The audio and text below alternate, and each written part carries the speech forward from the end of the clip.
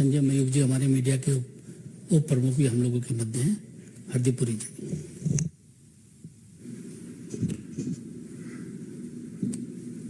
अनिल जी बहुत बहुत धन्यवाद। संजय जी, भारतीय जनता पार्टी का एक कार्यकर्ता अपनी एनालिसिस इस लैंडमार्क विजिट की आपके साथ शेयर करना चाहता है। देखिए, मैं कॉन्फिडेंस से कह सकता हूं कि जो मेरा फॉरेन पॉलिसी और इंटरनेशनल रिलेशंस में पर्सनल एक्सपीरियंस है। 39 इयर्स मैं फॉरेन सर्विस में रहा, 14 साल मैं एम्बेसडर रहा, उसके बाद 6 साल मैं रिटायरमेंट के बाद संयुक्त राष्ट्र के साथ संबंधित कार्यों में जुड़ा रहा। मेरी प्रोफेशनल एक्सपीरियंस में अगर मैं पूरा इतिहास देखूं, जब से मैंने होश संभाली है एज ए प्रोफेशनल 1974-75 से लेके, इससे सिग्निफिकेंट लैंडमार्क विजिट कम ही होंगे और इतने सिग्निफिकेंट भी होंगे। इससे ज्यादा तो बहुत मुझे जब आप इंटरनेशनल रिलेशंस की हिस्ट्री लिखते हैं तो कहते हैं किसी एक सेक्रेटरी ऑफ स्टेट किसी देश में गया, वो देश बंद था, उसकी ओपनिंग हो गई। मैं बता रहा हूं जैसे किसिंजर विजिट टू चाइना, उसका क्या रिजल्ट हुआ। भाई जरा फोन अपनी जरा बंद कर लें एक मिनट। मैं ये क्यों कह रहा हूं, कुछ तो इसमें एस्पेक्ट्स हैं जो सेल्फ एविडेंट है। हमने अपने टीवी स्क्रीन पे देखे जो न्यूयॉर्क में और वॉशिंगटन डीसी में माननीय प्रधानमंत्री जी की जो रिसेप्शन हुई, जो उनसे जो मिले thought leaders, business leaders, by partisan US Congress senators, जब माननीय प्रधानमंत्री जी ने joint session of the Congress को एड्रेस किया तो प्रिजाइडिंग ऑफिसर, हाउस स्पीकर से लेके सब ने लाइन अप करके और माननीय प्रधानमंत्री जी का ऑटोग्राफ रिक्वेस्ट की। Now that is both a testament to his stature as a global leader, world leader, but it is more than that. पहले तो मैं कुछ बेसिक फैक्ट्स आपको अपने साथ शेयर कर लूं। मैं बहुत वर्ष पहले विदेश मंत्रालय में संयुक्त सचिव था, अमेरिका डेस्क पे भी, और मैंने जो रिलेशनशिप में बदलाव आया है, जो ट्रांसफॉर्मेशन हुई है, वो मैंने फर्स्ट हैंड देखी है। और 2016 में भी माननीय प्रधानमंत्री जी गए थे,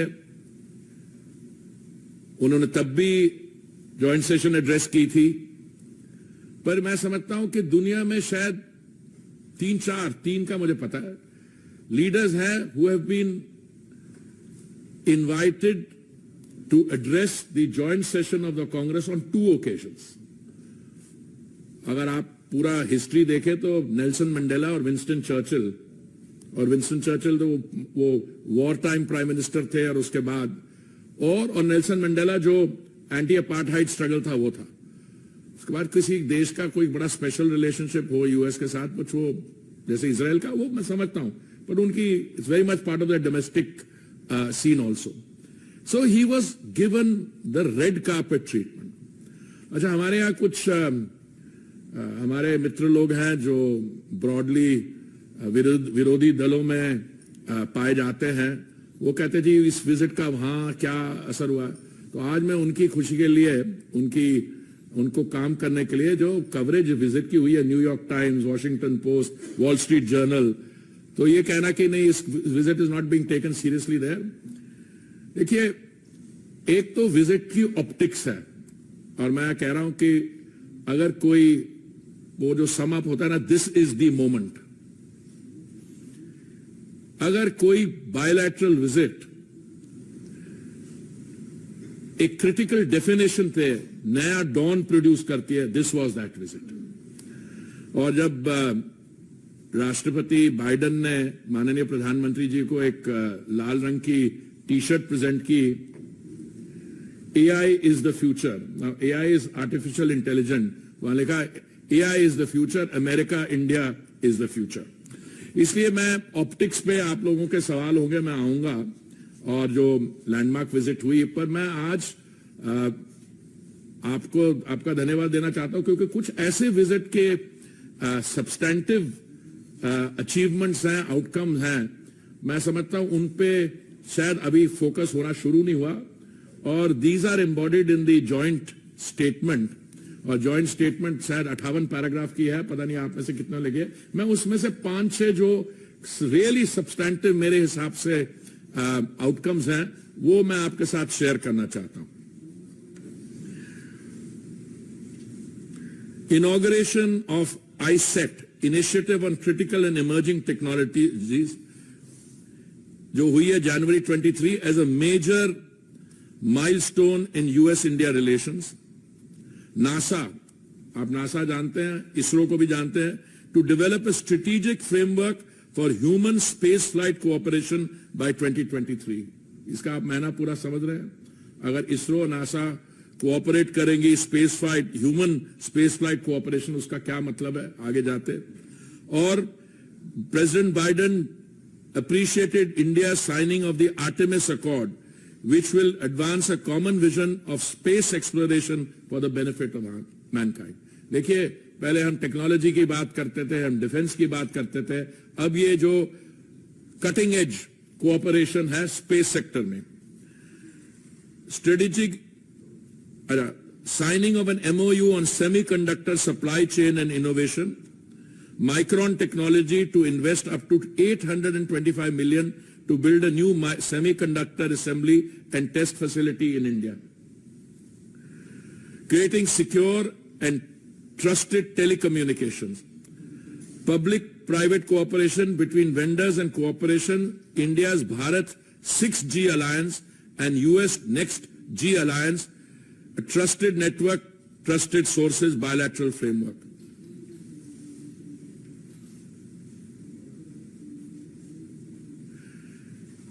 Indo-US quantum coordination mechanism.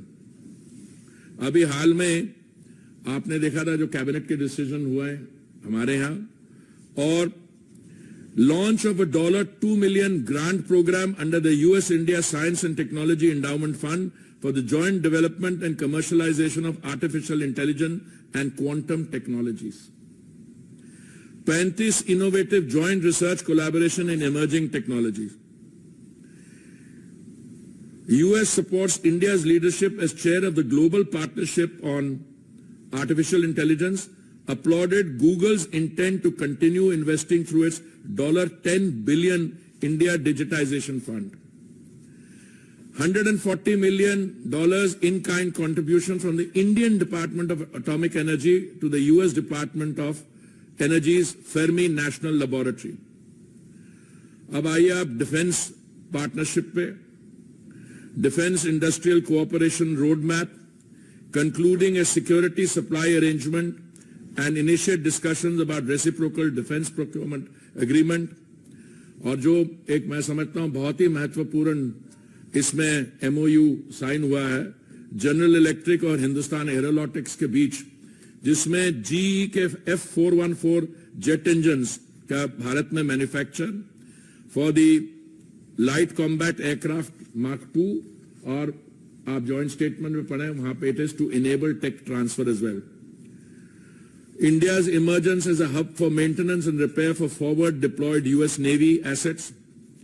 Launch of US-India Defense Acceleration Ecosystem, or India plans to procure General Atomics MQ-9B HALE UAVs. अब आइए क्लीन एनर्जी पे.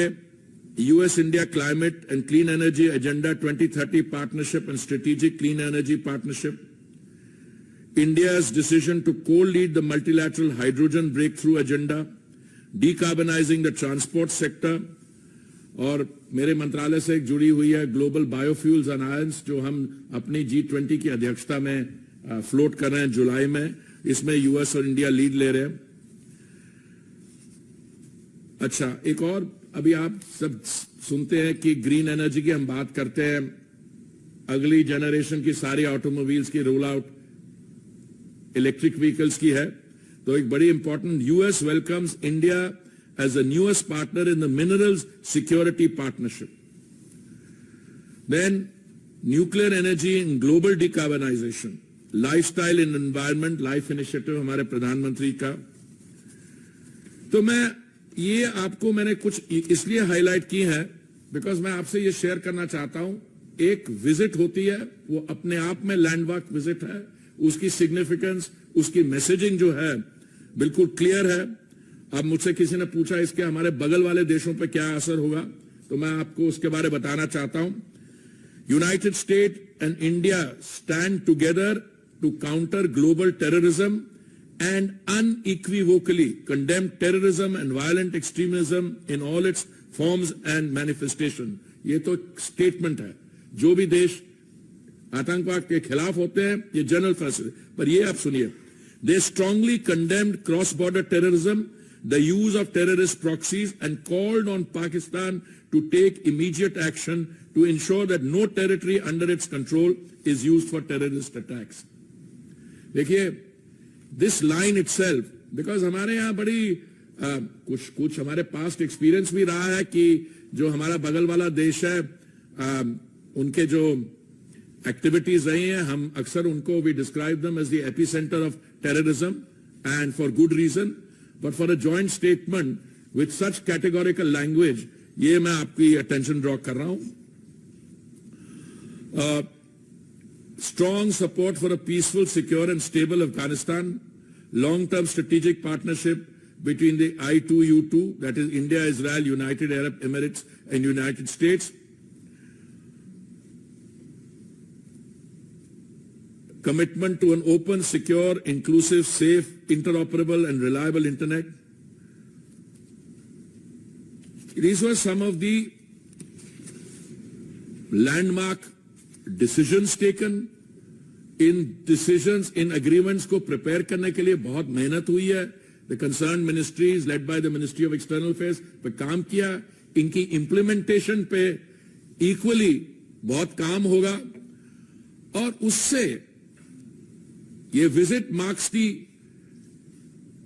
culmination of that preparatory process, upgradation of the relationship, और उसके बाद where is this relationship going?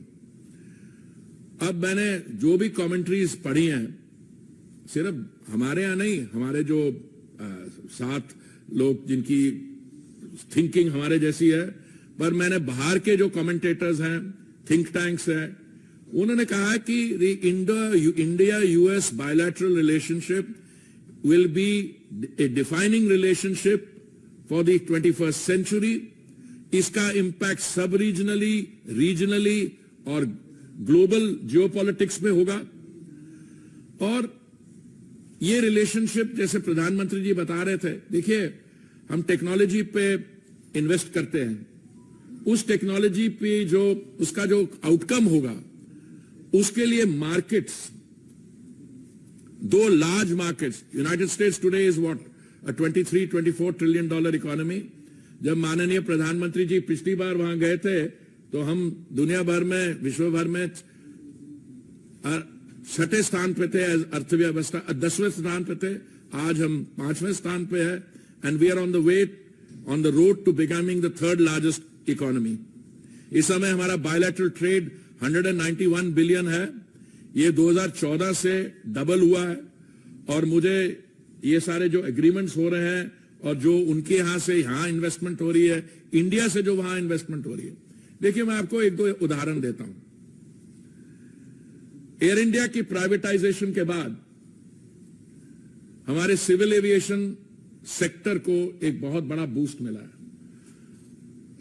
Air India ने 500 हवाई जहाज, different configurations, wide bodied 320 etcetera order किए। और उसके साथ आप देखिए employment spin off United states में कितना हुआ है। एयर इंडिया ने ऑर्डर किए, अभी हाल में एक और प्राइवेट एयरलाइन है इंडिगो ने ऑर्डर किया है।